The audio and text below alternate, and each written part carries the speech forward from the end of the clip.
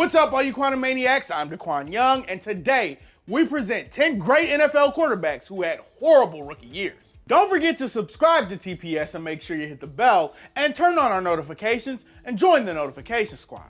So, beginner's luck is sometimes the case with quarterbacks. You hear lots of stories about guys who shine earlier in their career, then regress big time and never reach that form again. It's better to be on the flip side, where a great quarterback learns from plenty of mistakes and failures in their rookie season. Believe it or not, some of the best signal callers to ever play the game actually look like big time busts during their first go round in the NFL. Number 10, Jared Goff. I mean, you gotta have at least one active quarterback on the list, but as far as we're concerned, the legend of Jared Goff is only getting started. The LA Rams acquired the top pick in the 2016 draft via trade with the Tennessee Titans, who were already set at quarterback with Marcus Mariota. And the Rams sure owe the Titans a big thank you, because Goff has become the franchise player this team has spent over a decade looking for. But it sure didn't look like that in year one. With a down year from running back Todd Gurley not helping, Goff threw for a mere 1,089 yards, 5 touchdowns, and 7 interceptions. The Rams were quite terrible and finished with a 4-12 record. The Rams then fired head coach Jeff Fisher and hired Sean McVay, who did wonders with Goff right away. Goff was named to the Pro Bowl in his second and third seasons, leading the Rams to consecutive NFC West division titles. Credit to McVay for getting the most out of Goff, who's done a great job in bouncing back from a forgettable rookie year. Number 9, Sammy Baugh.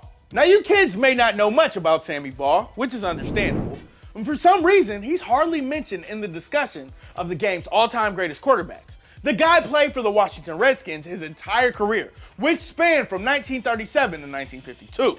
Thing is, Baugh actually had a great rookie year with the Redskins, in one way. They posted an 8-3 record and defeated the Chicago Bears to win the NFL championship.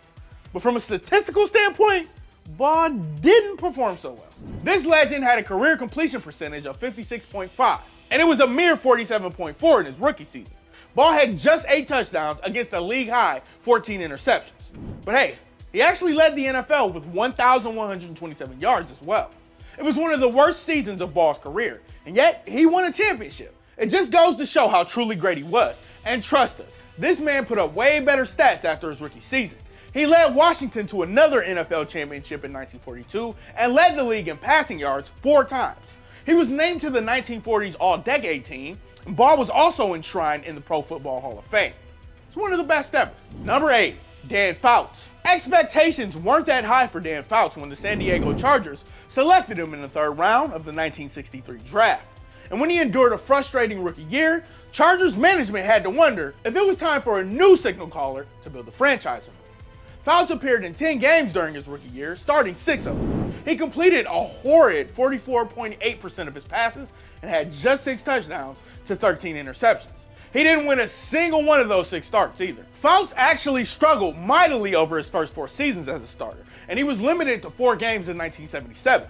Finally, Fouts broke out in 1978, tossing 24 touchdowns and going 9-5 as the starter. And from then on, Dan Fouts would be named to 6 Pro Bowls, and he led the league in passing yards 4 times. The Pro Football Hall of Famer is now a color analyst for CBS, serving as a kind reminder that a bad rookie year shall not always define a quarterback's career. Number 7, Warren Moon. After shining in the CFL, Warren Moon came over to play in the NFL for the Houston Oilers in the 1984 season. It was anybody's guess at the time how Moon would adapt to the NFL, which, by the way, is a far different league from the CFL. Well, it didn't look so promising in year 1. Moon had a respectable 3,338 passing yards, but he only had 12 touchdowns and he threw 14 interceptions.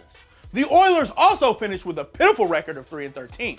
Not Moon's finest season, to put it mildly, but of course, Warren Moon learned from his mistakes, becoming one of the NFL's most dynamic quarterbacks in the 80s. He was a 9-time Pro Bowler and led the league in passing yards twice. Like just about every other guy on this list, Moon was also in the Hall of Fame. Number 6, Fran Tarkenton. He's arguably the greatest Minnesota Viking of all time. Fran Tarkenton was one of the most dominant quarterbacks of the 60s and 70s, earning 9 Pro Bowl selections throughout his illustrious career. With that being said, Fran Tarkenton struggled to adapt to the NFL in his rookie year. He did throw 18 touchdowns in his rookie season. That was a lot for a quarterback at the time. But he also threw 17 interceptions. That's a lot too. Fran Tarkenton also won just 2 of his 10 starts that season, as the Vikings finished with an awful 3-11 record. He struggled big time in his second and third years as well, but he eventually put it all together and developed as one of the game's top quarterbacks. He led Minnesota to 3 Super Bowl appearances in the 70s. They lost every single one of them. Nonetheless, he retired with 342 touchdowns and 47,003 passing yards. Tarkenton is now in the Hall of Fame. A kind reminder that it's not about how you start, but how you finish. Number 5, Troy Aikman. The Dallas Cowboys drafted Aikman first overall in the 1989 NFL Draft. But boy, you have to wonder if they regretted the decision initially after his rookie season. Aikman started 11 games and did just about everything wrong, tossing a mere 9 touchdowns to 18 interceptions. He barely completed over half his passes, and the Cowboys, wait for it, finished 1-15 on the season. Yes, it was that bad. Aikman wasn't even the starter for the Cowboys' lone win of the season either. So yes, he went winless in his rookie year. It was dreadful. The good news is Aikman turned out to be just fine as he led the Cowboys to 3 Super Bowls in the 90s, reaffirming Dallas as America's team. He was a 6-time Pro Bowler and is enshrined in the Pro Football Hall of Fame. Number 4, Terry Bradshaw. To be fair to the Steelers legend, Terry Bradshaw played in an era where quarterbacks threw a lot of interceptions and only so many touchdowns. But boy, his 1970 rookie season was downright horrible in so many ways. Bradshaw completed 38.1% of his passes. Bradshaw had 6 touchdowns to 24 interceptions. How? And yet, the Steelers somehow managed to win 5 of 9 games Bradshaw played in. But there's a silver lining here. Bradshaw was the quarterback of the Steelers dynasty that won 4 Super Bowls in the 70s. He's highly regarded as one of the greatest quarterbacks of all time, but it was impossible to think that that would be the case in 1970. I mean, it kind of helped that he had that defense, so. Number 3, Steve Young. After shining for the Los Angeles Express in the USFL, Steve Young joined the Tampa Bay Buccaneers in the 1985 season. Now, the lefty only started 5 games in his rookie year, but he did leave a lot to be desired. Young completed just 52.2% of his passes and had 3 touchdowns to 8 interceptions. He was sacked a whopping 21 times over those 5 games and lost 3 fumbles. Of course, Young could only do so much on a horrible team that finished with an embarrassing 2-14 record. So after another down year in Tampa, Young gets traded to the San Francisco 49ers to back up Joe Montana.